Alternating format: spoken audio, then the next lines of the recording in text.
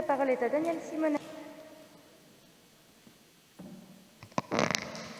Écoutez, je serai très rapide, mais sur la gare Montparnasse, il y a toujours les mêmes problèmes. C'est-à-dire, évidemment qu'il y a une nécessité, il y a une urgence de faire un grand projet de renouvellement. Mais le fond du dossier, c'est quoi? Combien de surfaces vont être pour des usages diversifiés de la ville et combien de surfaces vont être pour des usages uniquement commerciaux?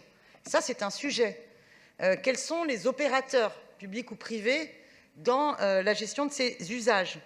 Moi, j'ai le sentiment que dans ce projet, même si je ne suis pas des deux arrondissements concernés, donc je suis beaucoup moins éclairée que les autres élus de ce conseil sur ce dossier, mais enfin, j'ai l'impression que la part belle, une fois de plus, est faite aux surfaces commerciales qui sont créées et que la part belle va être faite à une logique spéculative et d'intérêt privé pour des gros opérateurs, quand il faudrait, au contraire, lorsque l'on redessine la ville, eh bien, penser l'intérêt général et penser aussi à la maîtrise publique sur la ville, c'est-à-dire la maîtrise publique du foncier pour garantir la pérennité des usages publics de la ville.